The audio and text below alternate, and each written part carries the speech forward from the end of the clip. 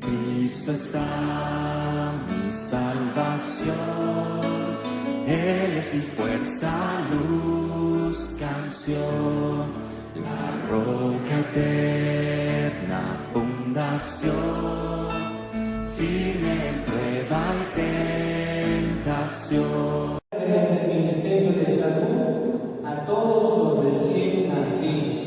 Como ustedes saben, el certificado de nacimiento y el carnet de identidad, antes de esta etapa, era un protocolo y un proceso muy grande para poder recabar esos dos documentos. Y en nuestro país eso lo han delegado al personal médico, especialmente, dice así uno de los artículos. El certificado de nacido vivo y el carnet de identidad son producto de un esfuerzo conjunto, dice, entre el Ministerio de Salud y el Servicio General de Identificación Personal. El área de salud ha estado muy involucrada en este proceso porque ellos son los testigos también oculares en su trabajo profesional cuando nace un niño, cuando nace un bebé. Y así como se ve en esta imagen, todas las personas que están ahí, la mamá del bebé, quizás los familiares también del bebé, los médicos y los que están sosteniendo el certificado de nacido vivo, ellos pueden decir que son testigos de que alguien ha nacido en ese lugar.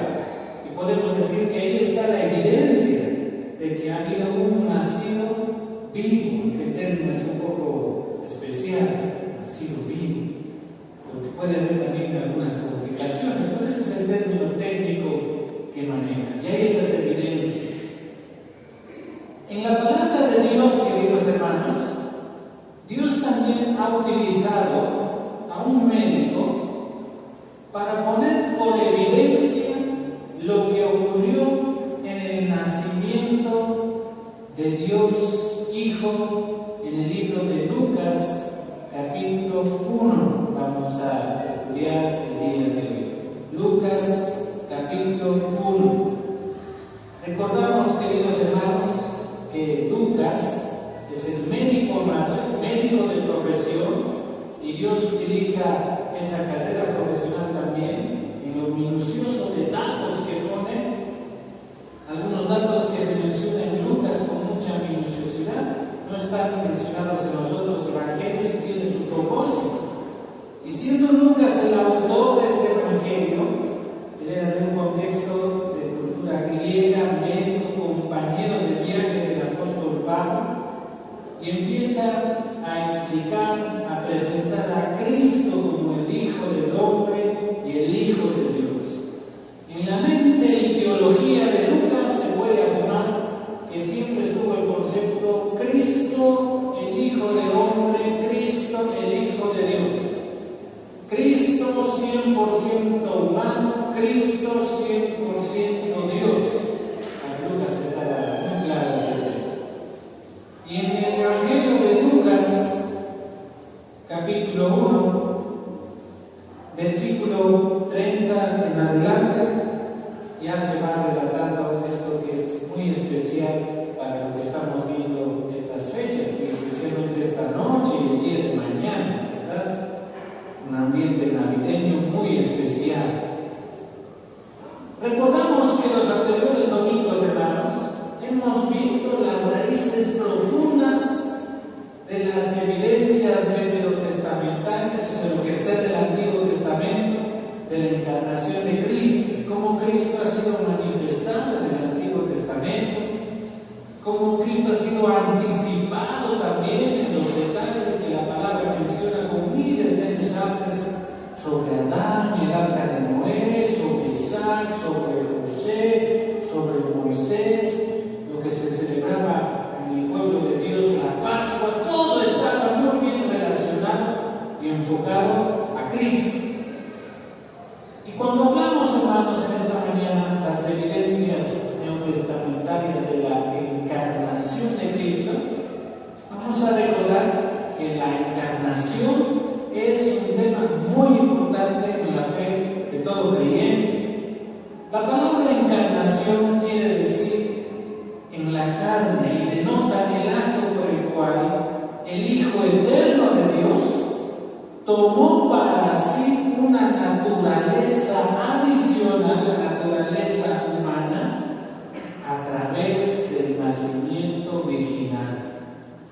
Por eso Juan dice, el Verbo se hizo carne, dice el Evangelio de Juan. El Verbo se hizo humano, pero sin pecado. Es decir, Él se hizo uno de la familia nuestra como humanos, uno con nosotros y uno con nosotros, según relata el libro de Hebreos. Ahora, con eso ya en la mente y el corazón, veamos lo que dice Lucas, capítulo 1, versículo 30 en adelante. Voy a leer el versículo 30 y ustedes, por favor, el siguiente. Dice la palabra de Dios en Lucas 1:30. Y ahora concebirás en tu vientre y darás a luz un hijo y llamarás su nombre Jesús. El 32, hermanos.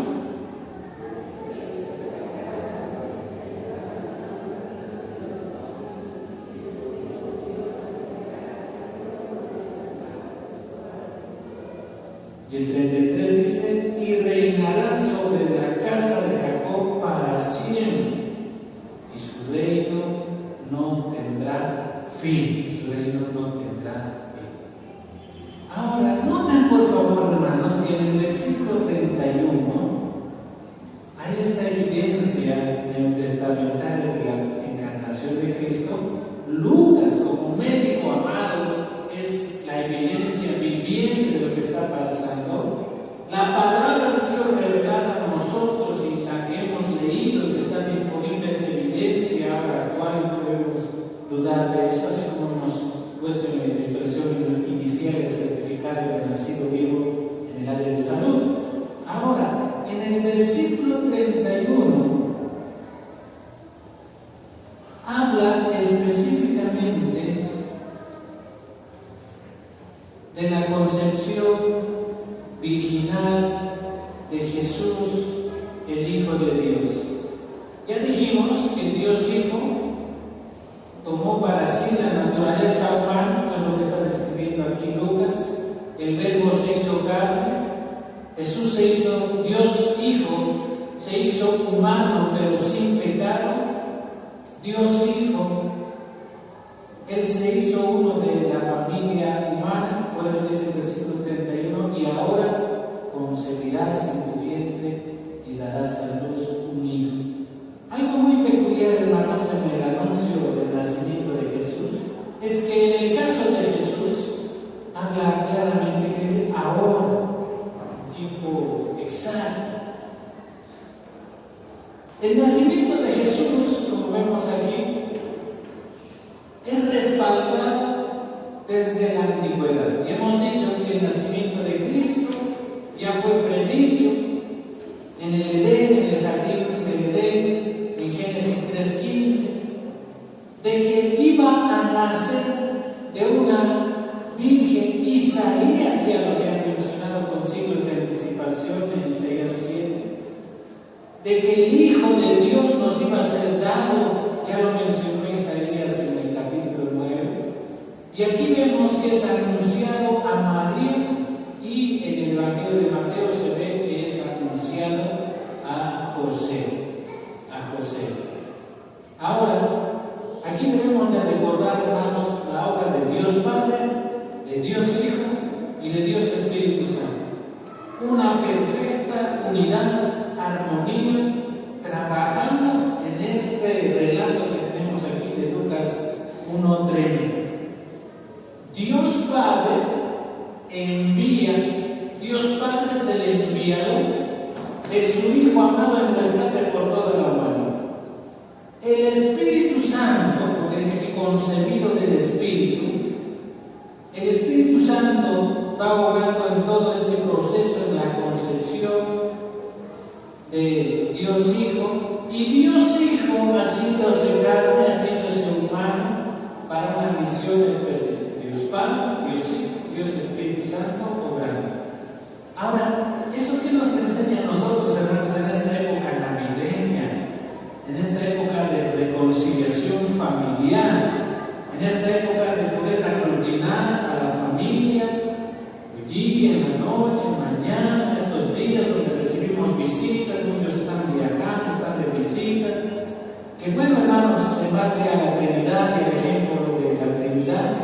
que nosotros también mantengamos la armonía, la buena comunicación, la unidad, y uno de los logros más grandes, hermanos, en el mundo, para la gloria de Dios en estas fechas, es ver a las familias unidas, ver a las familias en armonía, ver a las familias en unidad. Muchos hacen esfuerzos de viajar de lejos, que en el transcurso del año han estado fuera, viajan de lejos para estas fechas especialmente, para encontrarse con sus papás, con sus hijos, etc. Nosotros debemos procurar siempre tener esa armonía, esa comunicación, esa unidad, así como Dios Padre, Dios Hijo y Dios Espíritu Santo están obrando en este relato del nacimiento de Jesús. Ahora, otras evidencias neotestamentales. Vamos a respaldar este versículo con otras porciones. Vamos a pedir por favor que nuestra hermana de multimedia esté atenta a los siguientes versículos, porque vamos a ver otras evidencias de Jesús que vino, fue concebido, ya nació, y como nació y es humano como nosotros, tuvo una niñez. Vamos a leer rápidamente, por favor, hermano, Mateo 1:13, donde el relato de José muestra claramente que es de la genealogía de él, muestra que es de la genealogía de José. Y a Jesús se lo conoce en su niñez de esa forma. Por eso dice la palabra de Dios, hermano, Mateo 1:13, habla de que fue engendrado a José. Busquemos, por favor, nuestras Biblias. Adelante, hermana, proyéctelo, por favor. Mateo 1:13. De la misma forma, en otra porción se menciona, en cuanto a las genealogías, el respaldo de la niñez de Jesús. Dice la palabra de Dios en Mateo 1:13. Aquí vamos a ver en todo este capítulo, hermanos, en todo este capítulo, que se mencionan genealogías, como ustedes pueden ver en este ejemplo. Cuando dice aquí la Escritura, Zorobabel engendró a Abiud, Eliakim, a Azor, y sigamos leyendo la lista, hermanos. Azor engendró a Sadoc, a Akim, a Eliud engendró a Eleazar, a Matán, a Jacob. ¿Y qué dice el versículo 16, hermano? Y Jacob engendró a José, marido de María, de la cual nació Jesús, llamado el Cristo. Así como nosotros en nuestro tiempo, alguien necesita un certificado de nacimiento, puede ir al servicio de registro civil y pedir un certificado de nacimiento. ¿Para qué ocasiones, hermanos, nos piden a nosotros certificado de nacimiento? A veces para todos nos piden certificado de nacimiento, de matrimonio. ¿Certificado de nacimiento para qué nos piden? ¿Para qué, hermano? Eso, muy bien, eso va a ser los afanes de las próximas 3 semanas, para inscribir a los niños en la educación regular. Muy bien. ¿Para qué más sirve el certificado de nacimiento? Eso, para sacar su carnet. ¿Y por qué se necesita para sacar el carnet? Debe haber un documento de respaldo de que ha nacido vivo, quiénes son sus papás, registro, etc. Muy bien. Cuando aquí en estos versículos de Mateo vemos el registro civil de ese tiempo, vemos el registro de quién era descendiente de quién, y claramente aquí se muestra en la genealogía de José, está Jacob, y se dice claramente en el versículo 16 que José fue marido de María, de la cual nació Jesús, llamado el Cristo. No queda la menor duda de que Cristo nació, de que realmente el relato de la palabra de Dios es verdadero. En la época de Lucas, mencionar esos registros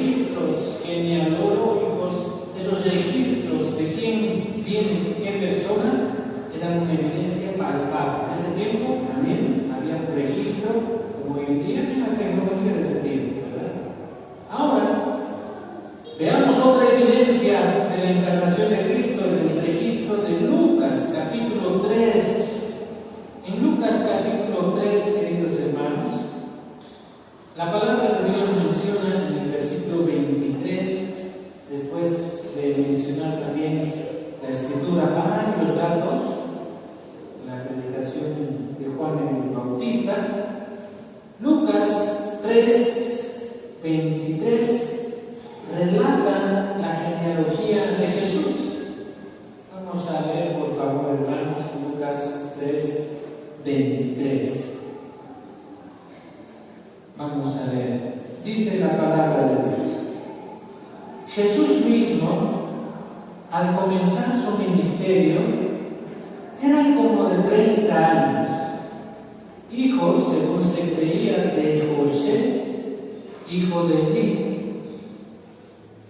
Cuando aquí la palabra de Dios menciona, queridos hermanos, Jesús, hijo de José, y a José, hijo de Elí, también se va mencionando datos específicos de una evidencia neotestamentaria de la genealogía de Jesús. Y acuérdense, lo que para nosotros es el Sejib, los libros de acta notariado, de quién nació, en qué época, quién era testigo, cómo eso pasó de generación en generación, etc.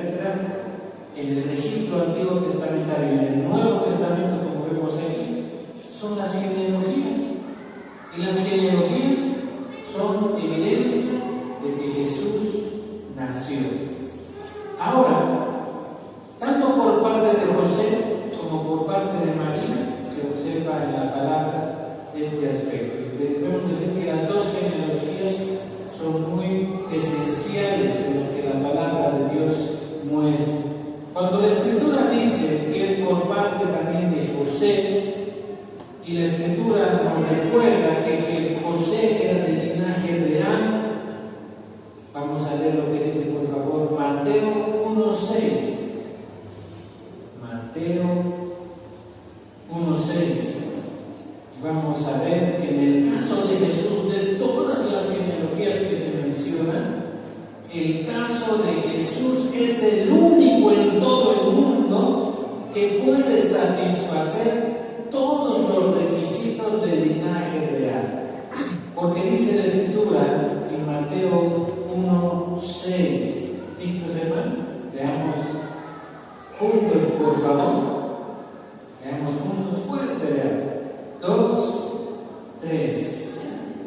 Isaí engendró al rey David, y el rey David engendró a Salomón, de la que fue mujer de Urías. Y ya sabemos que todo este capítulo habla de la genealogía de Jesucristo. Y en esa genealogía entra David y Salomón, dejando, hermanos, bien en claro que por parte de la genealogía Jesús viene de un linaje real. Todas esas generaciones descritas con cientos de años de diferencia en todos esos nombres que se mencionan en Mateo, hablan de que Jesús es el único en todo el mundo que puede satisfacer todos los requisitos de un linaje real. No hay otro ser humano, no hubo otro rey, no hay otro registro que evidencie que Jesús vino de un linaje real, de que Él cumple todos los requisitos en este aspecto del linaje real. Eso nos debe, hermanos, aumentar la fe a cada uno de nosotros, de que el nacimiento de Jesús, de que Jesús se encarnó, se hizo hombre, no es fruto de la casualidad. Toda la raza humana, como hemos visto los anteriores domingos, desde el inicio en Génesis, todos esos miles de años que pasó con la raza humana, estaba enfocado al nacimiento de Jesús, al nacimiento de Hijo de Dios, a la encarnación de Cristo. Y en el plan soberano y poderoso de Dios, todo lo que acontece en el universo en Cristo, porque Cristo es el primogénito de toda creación. En esta época en que todo el mundo habla de Jesús a su forma, según las tradiciones de Navidad, es bueno recordar estos datos, hermanos, que aumentar nuestra fe en ese sentido. Y hemos visto evidencias en las genealogías, hemos visto las evidencias de un médico, como es Lucas, el médico amado en su relato a Jesús. Ahora veamos, hermanos, otra evidencia de cuando Jesús tenía 12 años. Leamos Lucas capítulo 2, por favor. Lucas 2, 41. Vamos a leer estos versículos. Empiezan en Lucas 2, 41. La visita al templo a la edad de 12 años de Jesús, descrito en este pasaje, es una evidencia clara de Jesús encarnado, Jesús el Hijo de Dios. ¿Listos, hermanos? Vamos a leer, por favor, juntos a un versículo cada vez hasta el 52. Yo voy a empezar. La palabra de Dios dice así en Lucas 2, del versículo 41 en adelante. Iban sus padres todos los años a Jerusalén a la fiesta de la Pascua. 42.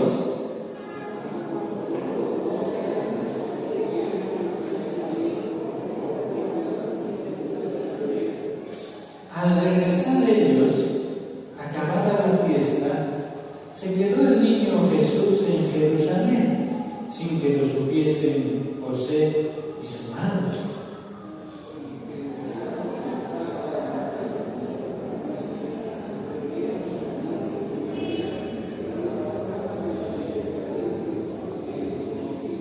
El 45 dice, pero como no le hallaron, volvieron a Jerusalén buscándole. 46.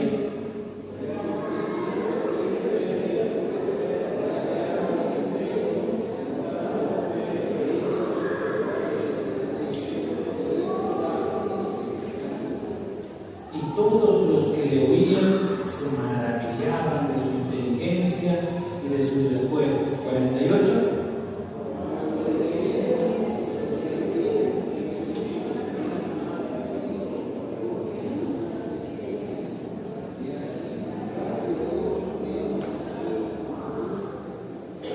Entonces él les dijo, ¿por qué me buscabais? ¿No sabías que en los negocios de mi padre me es necesario estar? 50.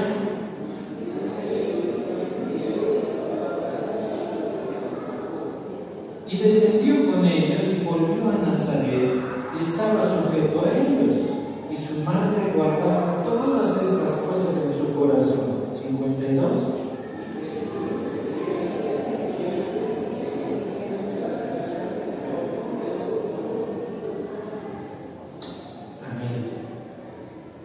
La visita al templo a la edad de 12 años de Jesús, registrada aquí en Lucas, es una evidencia muy detallada de la encarnación de Cristo, de que sí existió Jesús, el Hijo de Dios, 100% humano, 100% Dios.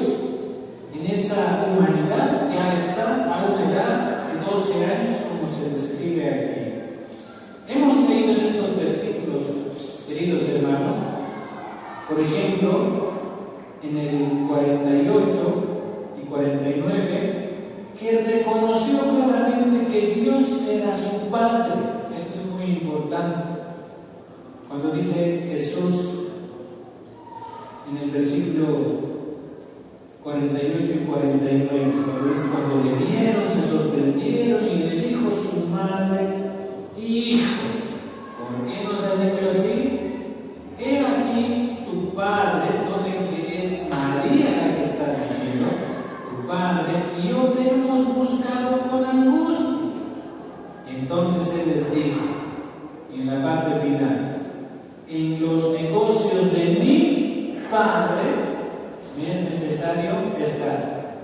Vean la diferencia, por favor, en sus Biblias, queridos hermanos. Padre está con mayúscula o minúscula en el versículo 48. Padre está con mayúscula o minúscula en el versículo 49. En el 48, ¿cómo está? Muy bien. Y en el 49, con mayúscula. Y se está refiriendo claramente a Dios Padre. Él reconoció claramente que Dios era su Padre, no José en ese sentido. Ahora, en el versículo 51, cuando dice, y descendió con ellos, aquí vemos a un hijo obediente, se sujetó a María y a José, no hizo su berrinche, no dijo yo no quiero ir, descendió con ellos y se les dio. Fue con ellos. En el versículo 52 es descrito Jesús, el Hijo de Dios, 100% humano, 100% Dios, como hombre perfecto, como dice aquí en el 52. Porque él crecía en sabiduría, eso tiene que ver con el aspecto intelectual, por eso dice en el versículo 46 que estaba en medio de los doctores de la ley, oyéndoles y preguntándoles. Crecía en sabiduría respecto a lo intelectual, crecía en estatura, eso nos habla de un desarrollo físico muy normal, en alguien que fue humano de verdad. Ya estaba a sus 12 años a esa altura. ¿Cuántos de ustedes, queridos hermanos, tienen, por favor, hijos de 12 o 13 años? Alcen la mano, por favor. Allá atrás, muy bien. ¿Y de qué altura está su hijo? ¿Ya le está alcanzando a usted o ya le ha pasado? Ya le ha pasado. Normalmente a las 12, 13, 14 años el desarrollo físico es muy grande, ¿verdad? En cuanto a la altura. Y algunos ya les han pasado, eso pasó también con mi esposa, cuando yo tengo ya de 14 años, y conmigo no todavía falta un milímetro para que me pase. Ahora, aquí vemos a Jesús, queridos hermanos, que él también está creciendo en estatura, un desarrollo físico normal que un ser humano que sí existió tiene. Pero también dice en gracia para con Dios. En gracia para con Dios. Eso tiene que ver con un desarrollo espiritual. Y por último, el versículo 52 dice, para con los hombres, en gracia para con Dios y para con los hombres. Estas cualidades, hermanos, de la encarnación de Cristo evidenciadas aquí en el Nuevo Testamento, nos hablan del anhelo de todo padre de familia. Y aquí hay 4 características que pueden convertirse en 4 peticiones de oración de nosotros como padres de familia respecto a nuestros hijos. Y de los que ya sus hijos son grandes, pues piensen sus nietos también. Pedir a Dios que nuestros hijos puedan crecer en sabiduría, una petición específica, concreta.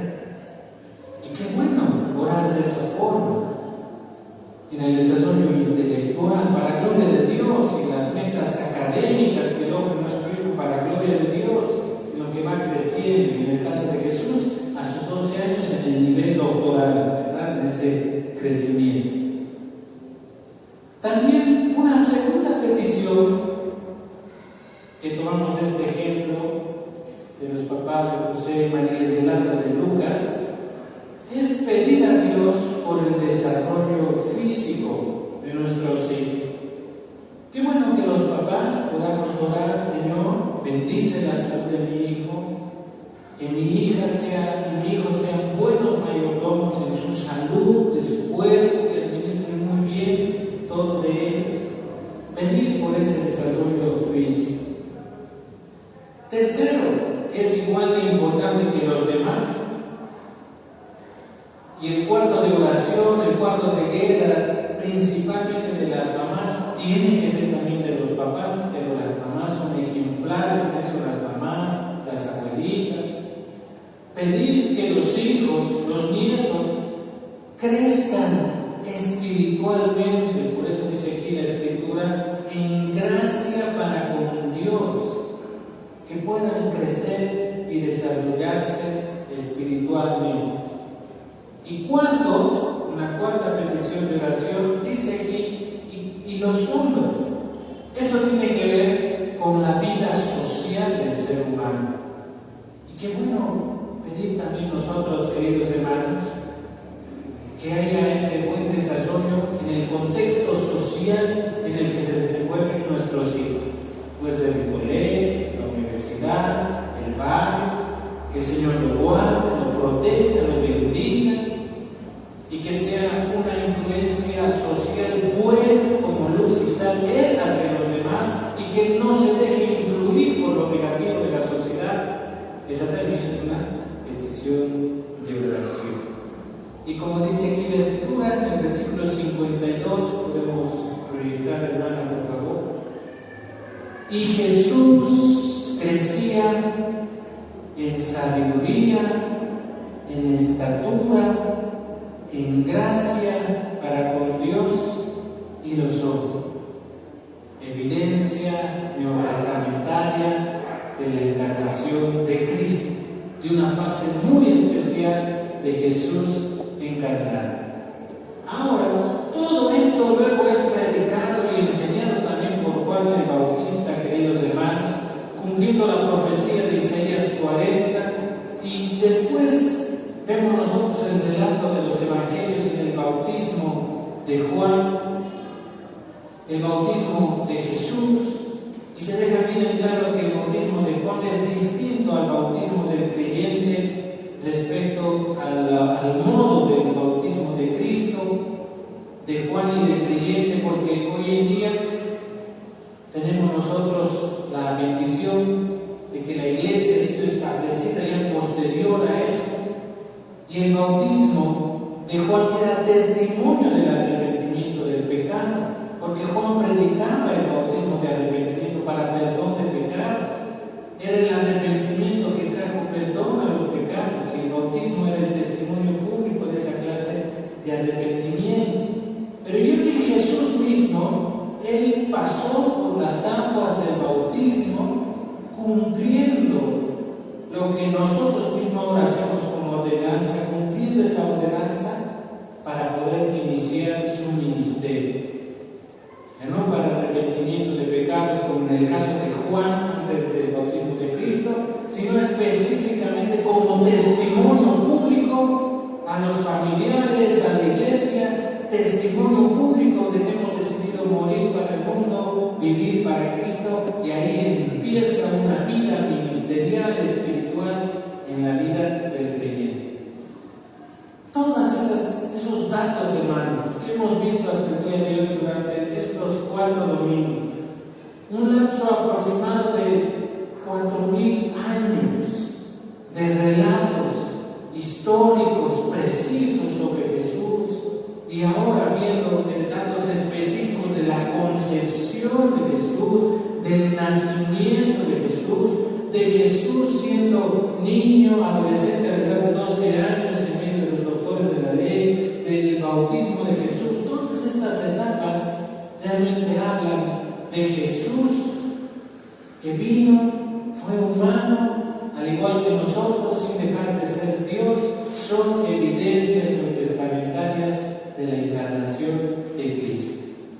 Y en estos días, hermanos, en que nosotros nos reunimos con la familia, recordemos a Jesús encarnado, adoremos a Jesús encarnado. Tengamos un tiempo para con la familia, con los hijos, esta noche, mañana, a la hora de la chocolatada navideña, de los ricos buñuelitos que están haciendo algunas hermanas, algunos pastelitos, otros han separado su panetón específico para allá, otros su rica rosquita navideña, otros sus galletitas, etc.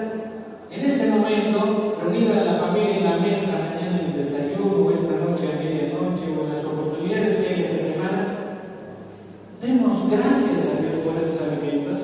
pero den gracias a Dios por la encarnación de Cristo.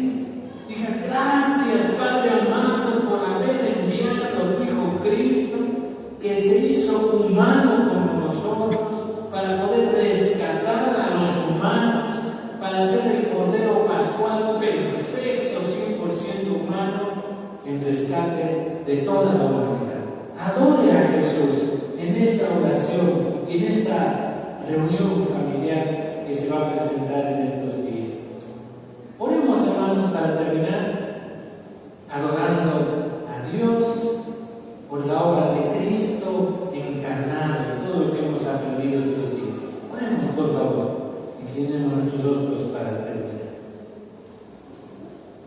Amado Padre Celestial, gracias te damos porque enviaste a Jesús para que se haga 100% humano y viva en medio de nosotros, y así se convierta en el sacrificio pascual perfecto en rescate de la humanidad. Gracias, Padre amado, porque en la obra de Cristo nosotros ahora somos salvos, somos la iglesia de Cristo y podemos reunirnos en esta mañana dominical para aprender de tu palabra. Nos comprometemos, Padre amado, a poder adorar a Jesús en estos días, especialmente donde tenemos muchas oportunidades con nuestros hijos, con nuestros familiares y aún con amigos en esta época social muy especial que tiene nuestro mundo. Ayúdanos, Padre, en cada una de esas ocasiones para mostrar el testimonio de tu palabra, para hablar sobre cuán grande es nuestro Señor Jesús, y que toda la historia de la humanidad, todo lo que ha acontecido miles de años antes del nacimiento de Jesús, todo estaba apuntado a la obra de Cristo, perfectamente sincronizado en los tiempos y eventos que han ocurrido. Ayúdanos, Padre, para acrecentar la fe de nuestros hijos, la enseñanza que vamos a dar estos días, y también para dar testimonio de nuestros familiares y amigos. Oramos por todo eso, adorando a Jesús, que vino y se hizo hombre, vivió en medio de nosotros para poder ofrecerse como Cordero Pascual en él. Gracias, Jesús, por toda tu obra en tu encarnación. Oramos en el nombre de tu Hijo amado Jesús. Amén y amén.